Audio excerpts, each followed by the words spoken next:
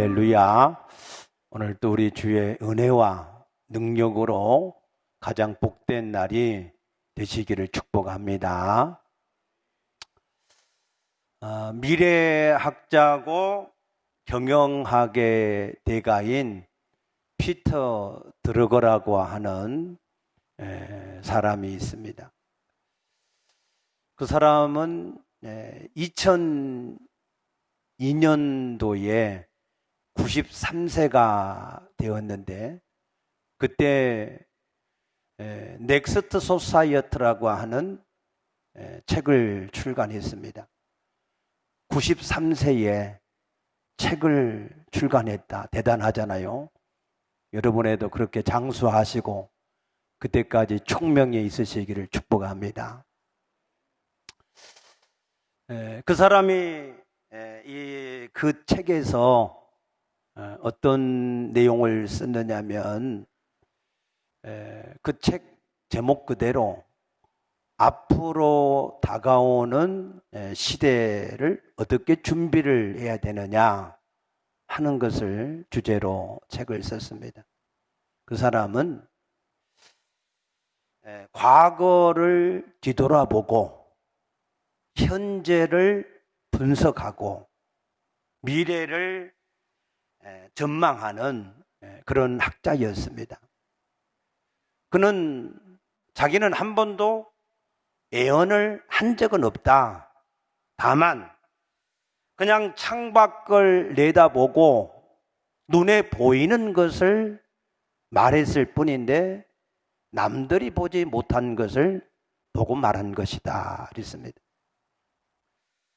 그는 경험적으로 한 가지 사실을 깨달았는데, 그것은 자기가 14살 때에 자기 앞에 흙탕물이 있어서 그 흙탕물을 밟지 않으려고 했는데 뒤에서 밀려오는 시대에 의해서 어쩔 수 없이 그 흙탕물을 밟게 되었다 그랬습니다. 온 몸으로 그것을 피해 보려고 저항했지만 어쩔 수 없었다 그랬습니다. 이 세상의 일들이 그렇다는 거예요. 자기는 원하지 않아도 그 시대에 밀려가는 그러한 힘에 의해서 어쩔 수 없이 밀려가는 그러한 일들을 우리가 겪을 수밖에 없다는 것입니다. 이 피터 드러거는 뒤에서부터 밀려오는 그것을 남들보다 먼저 보고 그것을 어떻게 대처를 해야 되는가 하는 것에 대해서 경영학적으로 여러 가지 조언을 했는데, 이미 20년이 다 된 이 시점에서 그가 한 조언들이 많은 경영인들을 새롭게 하는 그러한 지혜가 되고 있다라고 많은 사람들이 증언을 하고 있습니다. 그가 앞으로 국제사회가 어떻게 변화가 될 것인가 하는 것에 대해서 얘기하기를, 앞으로는 국경이 없는 사회가 될 것이다. 근데 이미 이것은 FTA로 인해서 국경이 거의 지금 다 무너지고 있습니다.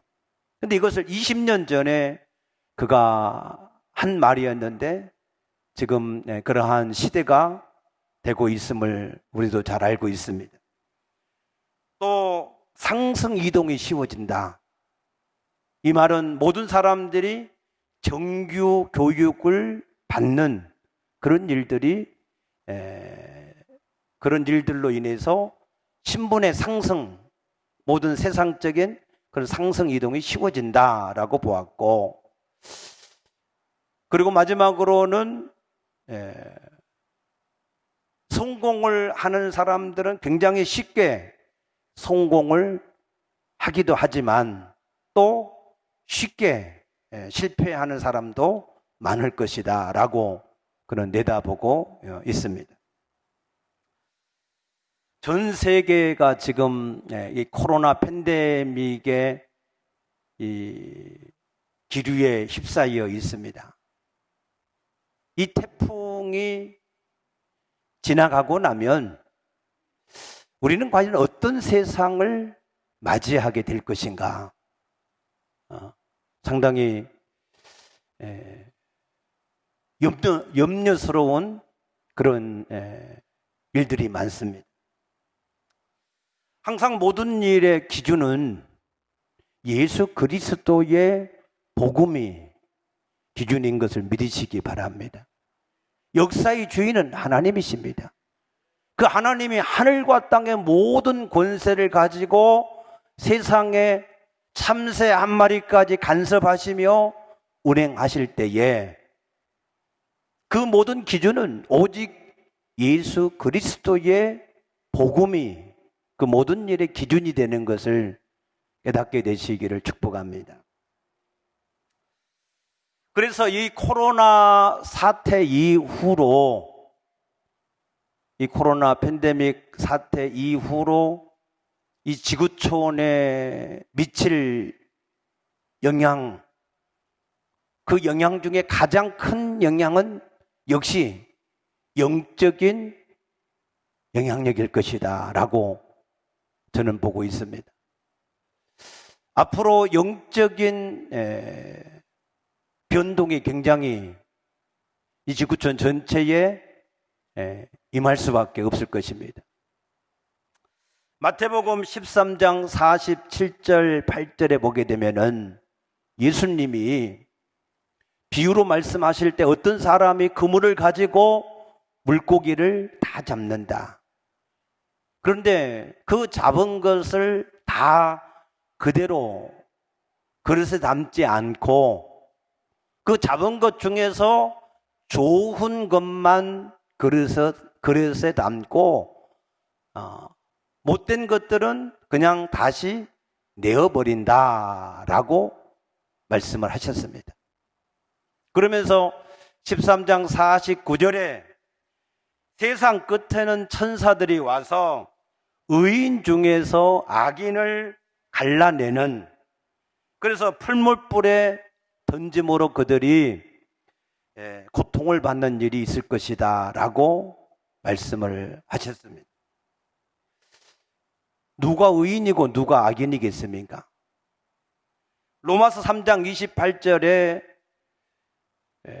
의인이 되는 것은 율법의 행위로 말미암지 않고 오직 믿음으로만 의인이 될 수 있다 그랬습니다. 그래서 의인은 예수를 진짜로 믿는 사람들이고 악인은 믿는 것 같지만 믿지 않는 자들인 것을 말씀하시는 것을 믿으시기 바랍니다. 천사들이 어떻게 믿는 악인과 의인을 갈라낼까요? 천사들이 악인과 의인을 갈라낼 때에 역사를 보게 되면 초대교회는 유대인들의 핍박을 통해서 믿는 자들과 믿지 않는 자들을 갈라냈고, 로마 시대에는 로마의 250년이나 되는 그 시대를 통해서 의인과 악인을 갈라냈고, 또 중세 종교개혁 시대에는 가톨릭의 핍박으로 인해서 믿는 자와 믿지 않는 자를 갈라냈고, 또 근대를 지난 현대에서는 공산주의 사상을 통하여서 또 믿는 자와 믿지 않는 자들을 갈라냈고, 지금 현세에 있어서는 물질 만능주의로 물질을 통하여서 유혹함으로 믿는 자와 믿지 않는 자들을 갈라내고 있습니다. 우리나라도 세국 정치를 통해서 초대 기독교가 핍박을 받을 때에 믿는 자와 믿지 않는 자가 갈라졌고, 일제 강점기를 통해서 또 6.25 공산 사상을 통해서 또 현세에 지금 우리가 당하고 있는 이런 코로나 같은 사태를 통해서 그러한 일들을 하나님께서는 친히 이루어가고 계시는 것을 깨닫게 되시기를 축복합니다. 마태복음 10장 21절에서는 장차 형제가 형제를, 아버지가 자식을 죽는 데 내어주고 또 자식들이 부모를 대적하여 죽게 하리라 라고 말씀하셨는데, 이런 일들은 이미 이슬람 문화권에서는 그런 일들이 이루어지고 있습니다. 또 너희가 내 이름으로 말미암아 모든 사람에게 미움을 받을 것이다 라고도 말씀하셨고, 그러나 너희가 끝까지 견디는 자는 구원을 받으리라고도 약속을 하신 줄로 믿습니다. 그러므로 앞으로 우리가 믿음을 지키고 우리가 사명을 감당하려고 하는 그런 신앙을 가지고 살려고 할 때 우리는 지금보다도 훨씬 더 많은 그러한 어려운 일들, 고난의 일들, 핍박의 일들, 대적의 일들, 그런 일들을 우리가 겪을 수밖에 없게 되어져 있습니다. 앞으로 우리가 예수를 믿는데 점점 좋은 세상이 올까요? 자유가 올까요? 편안해질까요? 절대 그렇지 않습니다. 이미 성경에 마지막 시대가 되면 될수록 환난과 지진과 고난과 전쟁과 난리의 소문들이 우리에게 이미 있을 것이다 라고 주님이 말씀을 하셨습니다. 그러므로 우리는 요셉의 지혜를 배워야 됩니다. 요셉은 바로의 꿈을 통하여서 7년의 대흉년이 있음을 알고 그 7년의 대흉년을 극복하기 위해서는 7년의 풍년의 때에 그것을 지혜롭게 잘 활용을 함으로 오히려 흉년의 때에 더 풍성해지는 그러한 지혜를 가지고 살았다 그랬습니다. 그래서 우리도 그와 같은 지혜가 필요합니다. 왜냐하면 지금은 풍년의 마지막 때입니다. 풍년이 7년이라면 그 마지막 7년의 때와 같은 때가 저는 이 시대라고 보고 있습니다. 그래서 지금은 그래도 우리가 자유할 수 있잖아요. 자유하게 예배하러 나올 수 있고 말씀을 볼 수 있고 기도할 수 있고. 아멘 좀 하시오. 지금은 그래도 기회가 있다 이 말이에요. 여러분, 이러한 일들이 앞으로 언제까지나 계속될 것이라고 착각하지 마세요. 절대 그러한 일들이 결코 오래가지 않게 될 것을 모든 시대적인 상황에서 우리가 볼 수가 있습니다. 오늘 본문에서 예수님은 이러한 모든 시대의 문제들을 초월해서 승리할 수 있는 비밀을 우리에게 말씀하십니다. 그래서 오늘 우리가 이 말씀을 잘 듣고 깨달으면 우리가 앞으로 어떤 세상을 만난다 할지라도 능히 그 세상을 이기는 자가 될 줄로 믿습니다. 예수님이 말씀하시는 비밀이 무엇입니까? 오늘 여기 32절 말씀에 보게 되면은 진리를 알지니 진리가 너희를 자유롭게 하리라. 아멘. 진리를 알게 되면 그 진리가 너희를 모든 세상 속에서 자유롭게 할 수 있다라고 말씀하시는 겁니다. 누구에게 이 말씀을 하셨어요? 31절에 보면은 그러므로 예수께서 자기를 믿는 유대인들에게 이르시되 그랬어요. 이 유대인, 특별히 누구라고 말씀하셨어요? 자기를 믿는 유대인. 이 유대인의 부류는 세 가지의 부류가 있습니다. 첫째는 마태복음 26장 65절에 있는 유대인들, 예수님을 신성을 모독한 자다, 그렇게 해서 예수를 죽이려고 하는 유대인들이 있습니다. 두 번째는 요한복음 6장 26절의 말씀처럼 예수님을 믿는다고 따라다니기는 따라다니는데 자신들의 육체의 소욕을 위해서 따라다니는 사람들, 그런 사람들이 있습니다.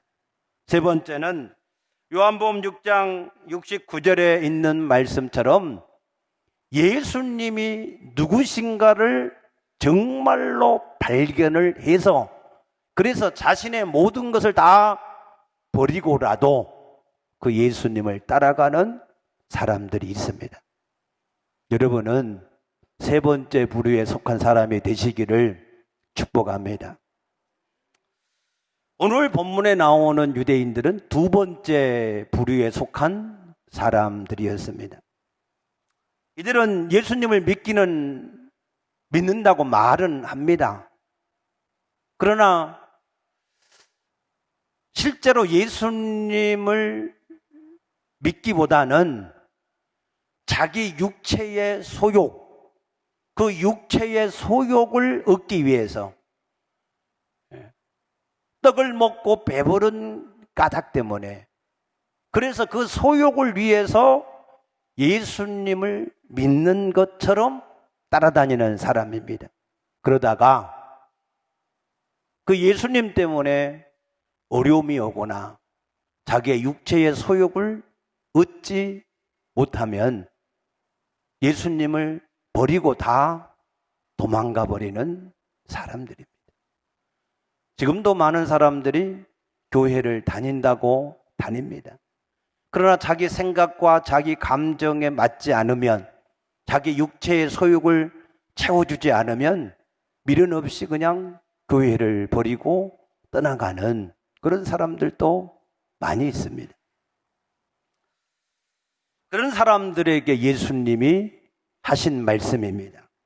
31절에 보면은 너희가 내 말에 거하면 참으로 내 제자가 되고, 할렐루야. 내 말에 거하면, 거한다. 이 거한다고 하는 말이 원어에 보게 되면은 매노라고 하는 단어를 썼습니다. 이 매노라고 하는 가장 기본적인 단어의 뜻은 머물다, 남아있다 라고 하는 뜻의 의미입니다. 이 말은 어떤 이 의미 있는가 하면 요한복음 15장 1절에서 7절 말씀에 예수님이 나는 포도나무요 너희는 가지다. 가지가 나무에 붙어 있어야만 저절로 열매를 맺게 되어지고, 붙어 있지 않게 되면은 말라서 불에 던져진다 라고 하는 말씀으로 이 내 말에 거한다 라고 하는 뜻의 의미를 설명을 해 주셨습니다. 그래서 예수님의 제자가 되는 사람은, 그 사람은 예수님을 인격적으로 만나서 지속적으로 예수님과 교제가 이루어지는 사람, 그 사람이 바로 예수님의 제자가 될 수 있다라고 말씀하십니다. 그 예수님의 제자가 되는 방법이 바로 진리를 알지니 진리가 너희를 자유하게 하시리라 그랬습니다. 여러분, 진리가 무엇입니까? 진리는 요한복음 14장 6절에 내가 길이요 진리요 생명이니 그랬습니다. 예수님이 모든 죄와 사단과 저주에서 해방이 되는 진리고, 예수님이 하나님을 만나는 유일한 길이고, 예수님이 영원한 영생에 들어가는 첫 문인 것을 믿으시기 바랍니다. 그래서 그 예수님을 알게 되어지면 질을 알지니 그랬어요. 그럼 아는 것이 무엇입니까? 마태복음 16장 15절에 예수님이 물으셨잖아요. 너희는 나를 누구로 아느냐? 라고 물으셨을 때에 시몬 베드로 사도가 잘 대답을 했다 그랬지요. 뭐라고 대답했습니까? 주는 그리스도시요 살아계신 하나님의 아들이십니다. 예수님은 나를 지으신 창조주 하나님이시고 내 죄악을 담당하러 오신 나의 구세주이십니다. 믿습니까? 근데 이거는 아는 거예요. 아는 거. 근데 믿는 거는 뭐냐? 믿는 거는 오늘 읽은 본문 말씀에도 나도 너희가 아브라함의 자손인 줄 안다.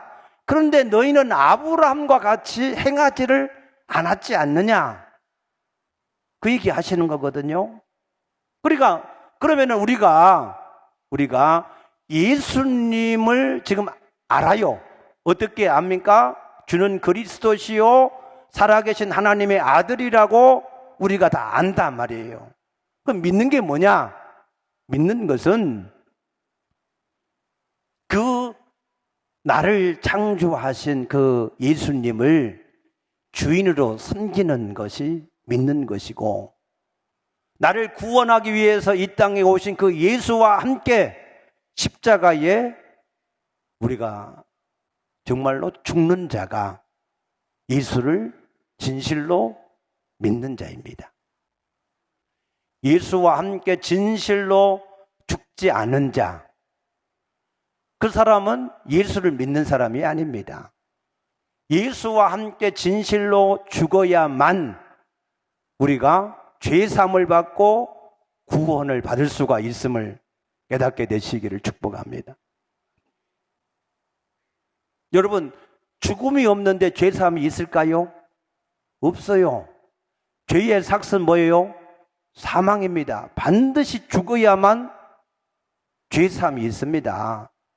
근데 내가 그냥 죽으면 둘째 사망 지옥에 던져지기 때문에, 그래서 예수님이 대신 죽은 것이고 우리는 그 예수님의 죽음에 우리의 믿음으로 우리가 연합하는 것을 깨닫게 되시기를 축복합니다.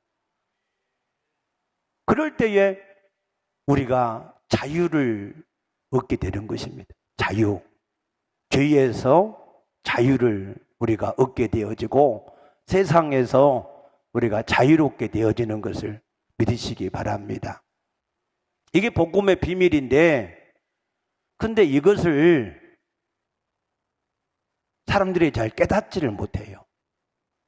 가장 복음의 핵심이 예수의 죽음, 이 죽음에 대해서 사람들이 그걸 잘 깨닫지를 못하더라고. 참 신기해요. 다른 건 다 알아. 정말 뚫어지게 잘 알아요. 근데 왜 예수의 죽음에 대해서는 그렇게 잘 알지를 못할까? 아무리 얘기해도, 지금 예수님이 지금 계속 그 얘기하는 거거든요. 계속 얘기해도 지금 이 예수를 믿는다라고 지금 믿는 유대인인데, 그런데 이 말을 못 알아듣는 거예요. 진리가 너를 자유하게 한다 그러니까, 우리가 아브라함의 자손인데 한 번도 남의 종된 적이 없는데 무슨 자유를 얘기하냐.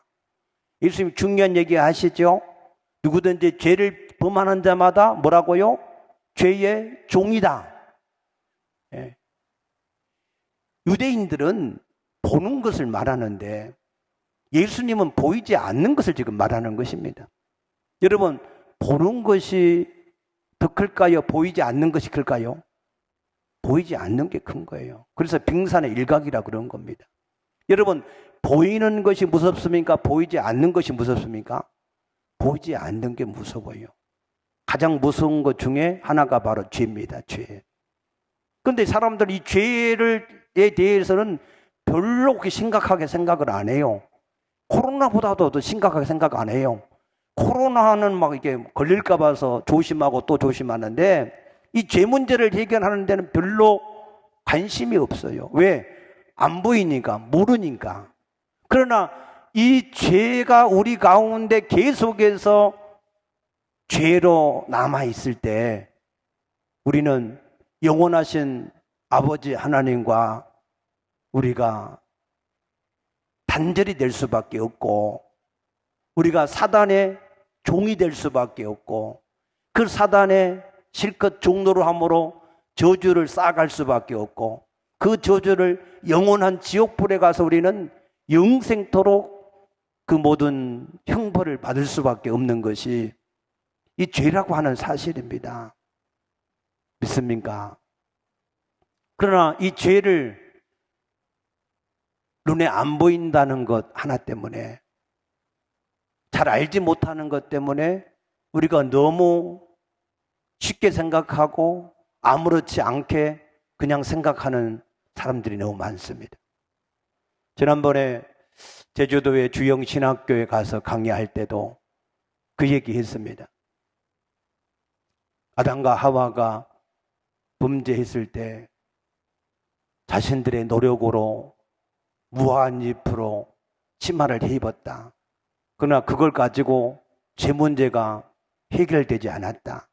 그래서 하나님이 여인의 후손을 보내주셔서 가죽옷을 지어 입히심으로 죄 문제를 해결해 주실 것이라고 약속을 하셨다. 그 가죽옷을 지어 입히기 위해서는 죄가 없는 한 마리의 짐승이 대신해서 해를 당하여야 된다. 그래서 가인의 제사를 받지 않고 아벨의 제사를 하나님이 받으셨다. 왜냐하면 히브리서 9장 22절에 율법의 모든 물건은 피로써 정결하게 된다고 말씀하셨기 때문이다. 라고 쭉 피제사에 대한 설명을 했더니 그 중에서 조금 똑똑한 것 같고 조금 성경을 아는 것 같은 사람이 질문하는 거예요. 목사님, 성경에는 소를 살 능력이 없으면 양을 사고 양을 살 능력이 없으면 산비둘기나 집비둘기를 사서 제사하고 산비둘기나 집비둘기를 살 수 없는 사람은 고운 가루로 피 없는 제사로도 죄사함을 속죄함을 받는 제사를 드리라 하셨는데 왜 꼭 피제사여야만 죄사함을 받습니까?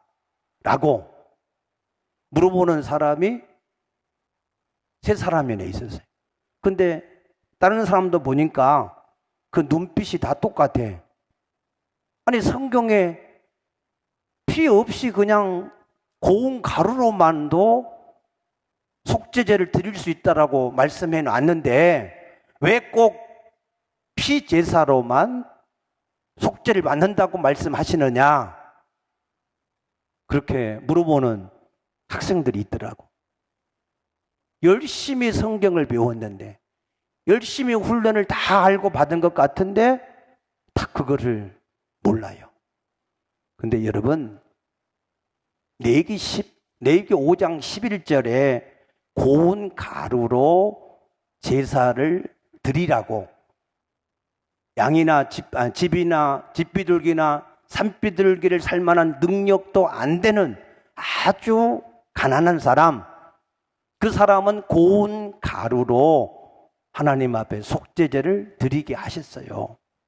그러나 그 12절 말씀에 그 고운 가루를 어떻게 드리는지에 대해서 말씀하신 것을 알아야 돼요. 그 고운 가루를 어떻게 드리려 하셨느냐? 하나님의 번제단, 그 번제단은 뭐예요? 상번제를 드리는 게 아침 저녁으로 하나님 앞에 항상 양을 잡아서 하나님 앞에 이 상번제 계속해서 날마다 드리는 제단입니다.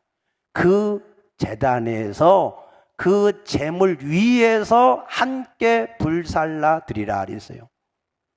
그냥 고운 가루로만 드리는 게 아니에요.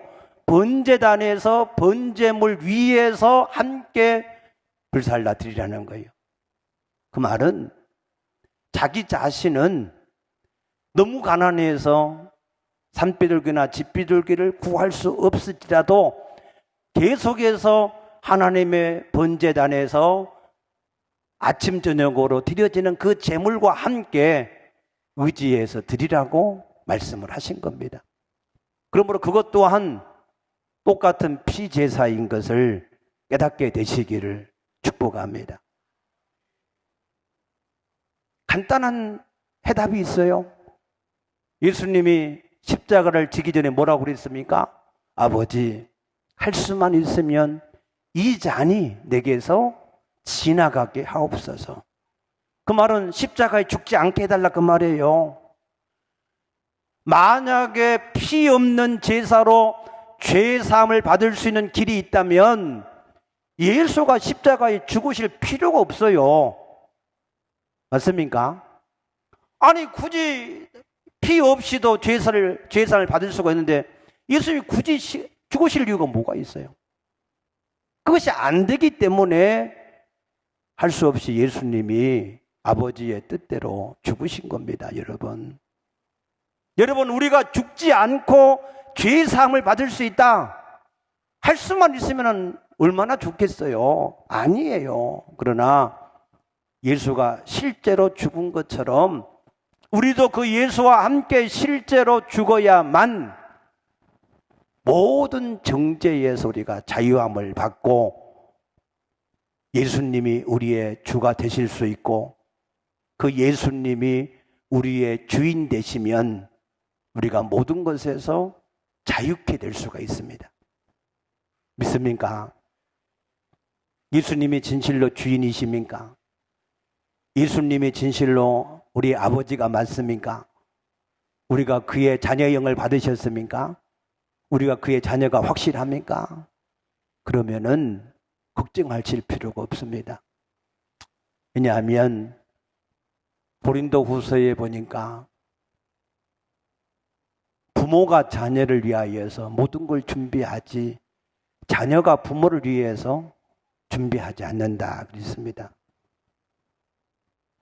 무엇을 입을까 먹을까 마실까는 아버지가 없는 이방인들이나 하는 염려지 너희 아버지께서는 그 모든 것이 너에게 있어야 될 것을 아신다고 하셨습니다.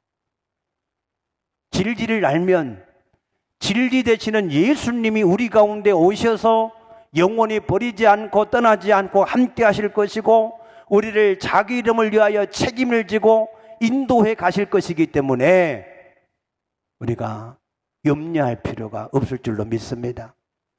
어떤 세상을 만나도 두려워할 필요가 없습니다. 주님이 감당할 시험 밖에는 허락하지 아니하시고 시험 당할 즈음에 또한 우리에게 피할 길을 주실 줄로 믿으시기 바랍니다. 우리는 다만 오직 예수님을 온전하게 똑바로 주인답게 섬기는 것이고 그 말씀대로 무슨 일이 있어 순종하는 것이고 그 주님 앞에 우리가 끝까지 주신 사명에 충성을 다할 뿐인 줄로 믿습니다. 아멘. 나머지는 주님이 알아서 하실 거예요. 여러분이 여러분에 대해서 염려하실 필요가 없습니다. 그런데도 사람들은 이 진리를 알지 못하니까 그러니까 계속해서 자기가 주인 노릇하면서 자기 생각을 따라서 염려하고 두려워하고 그래서 어떻게 앞으로 우리에게 있는 환난과 고난의 때를 이겨나갈 수 있겠습니까? 여러분 진리를 진실로 아는 자가 되시기를 축복합니다. 기도하십시다.